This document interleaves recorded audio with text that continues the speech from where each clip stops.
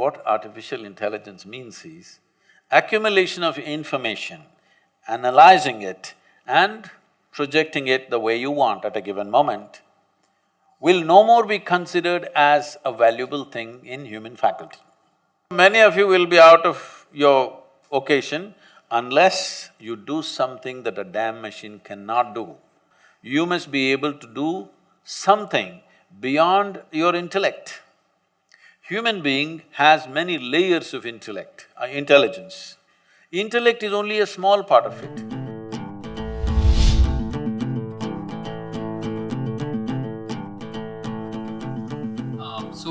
In today's technological world, we know that artificial intelligence and robotics are taking over. Those are the cutting edge technologies. So, what is your take on the interaction of such technologies with the intersection of such technologies and ancient practices such as meditations and yoga? Are you sure I'm real? Because last year and a half, they've been inviting me to speak in all sorts of artificial intelligence conferences in the world. I was just surprised, why are they asking me to come and speak about artificial intelligence, because I'm not an expert in the field, nor am I an artificial intelligence. So I asked them in one of the conferences, it was in St. Petersburg, I said, why are you guys inviting me to all these artificial intelligence conferences? I'm a natural intelligence, not an artificial intelligence. They said, the problem is, what are we going to do? We're going to lose our jobs. These are all professors in big universities, in MIT and in Harvard and these kind of places. They're asking me, what are we going to do in another 10 years' time? Because everything that we know, everything that was sacred till now, suddenly is going to be there on a little gadget. You must understand this, what artificial intelligence means is accumulation of information, analyzing it and projecting it the way you want at a given moment will no more be considered as a valuable thing in human faculty. Because a simple gadget will do it much better than any human being. Already that Google lady is looking smarter than any of you, isn't it? She looks smarter than me, it's okay, I'm not educated, but you guys she's looking smarter than any of us or no? Anything you ask, without batting an eyelid, she tells us. So, it's going to that place where intellectually everything that you perform will look stupid or meaningless. This happened to me when I was about 13 years of age, I think, 13 or 14, 13 I think. For the first time I saw a flatbed calculator, this Panasonic calculator, you know. At that time it was 110 rupees, very expensive. You drink a coffee for more than that today. But 110 rupees, Panasonic, Sony was 125, so we buy the cheaper one, 110 rupees Panasonic. And they show me this, I never bought them. Somebody brought one and they showed me, tuk, results. Then first thought that came to me is, why the hell am I wasting my life in the mathematics classes? I said, all I need is this, I don't have to go to the math class. Whatever question you ask, tuk, a 100-rupee thing can tell you why this torture for 10 years going through this arithmetics and mathematics and all kinds of things. It can even do sin theta, cos theta, whatever nonsense you want. Then only I thought, we must make a big machine which does all this rubbish so that I don't have to go to school. At last, the dream is coming true.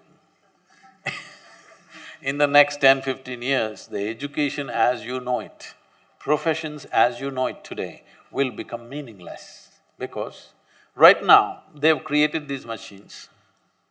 Right now, we are still kind of obsessed with creating machines which look like us, which is unnecessarily complicating. It can be a square box which walks everywhere and does everything we do, it's too insulting for human intelligence. So, we're still making it look like a human being. If something is intelligent, it must look human in our mind. But slowly, for the sake of economics, somebody will make one tall box which does everything that you do, okay? Time is coming for that. So once this happens, many things that we are spending years on learning will be meaningless. Now they built a thing, I was meeting this one top real estate guy in Russia. They're designing something that if a customer comes and says, what kind of house I want, what is my aesthetics, what is my culture, what I like, how it should be, and what's my budget. A machine designs a complete house, 10 different alternatives that you want, including paintings, hangings in the wall, the furniture, the works. Now they're saying in another 5 to 7 years, they're saying it can even print the house and build it. So just imagine the design guys. So many of you will be out of your occasion unless you do something that a damn machine cannot do. All of you should gear yourself for this now. You must be able to do something beyond your intellect.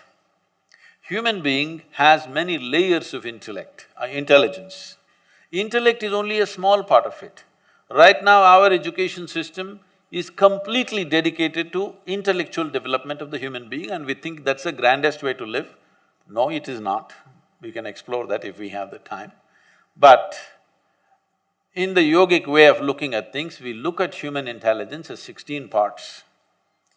If you explore other dimensions of intelligence, only then you will be relevant when everything intellectual. Intellectual means your intellect cannot function without accumulated data. Yes or no? Hello? Yes. Your intellect cannot function without accumulated data, is that so? Now whatever is data assimilation, analysis and execution of that analysis, a machine will do better than you. A human being can always make mistakes, can always fudge information, but a machine is clear-cut. It will simply do those things. So everything that you can do intellectually will be meaningless in another 10 to 15 years' time. Maybe in India it will take 20 to 25 years' time, but inevitably it's going to happen. So you must be equipped with something beyond your intellect. When I say beyond your intellect, there are many ways to look at it. I will make a simplistic example. Simplistic because if we go into more sophisticated examples, we'll have to do a lot of exploration. We don't have that kind of time today. For example, what did you eat for lunch? Maggie.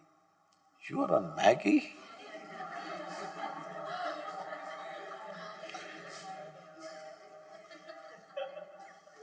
Can't you… somebody take care of his nourishment? He's on Maggie? Okay, even if you eat the noodle, a noodle doesn't look like him, doesn't feel like him, nothing. But this noodle he eats, within 3-4 hours' time, this Maggi noodle has become a human being, isn't it? Yeah, part of it. It's become part of the system. So you are manufacturing such a complex machine with Maggi noodles.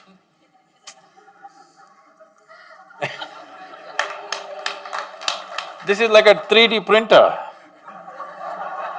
You put Maggi noodles into it. No, I am not made of Maggi noodles, okay? I eat better than that. But you put a chapati into this becomes a human body. This is the most sophisticated machine on the planet. You're manufacturing this with whatever food that you eat. And the food that you eat is just the soil that you walk upon. Yes or no? And it stands up. Isn't this a 3D printer? Hello? Does that intelligence exist within you or not? Not even in your brain, in your gut? It does. It does. It does. So if only you found conscious access to this dimension of intelligence, you would live magically, isn't it? Then artificial intelligence won't disturb you, you will be very happy because all the menial jobs if the machines do, what a wonderful world. I'm looking forward to that.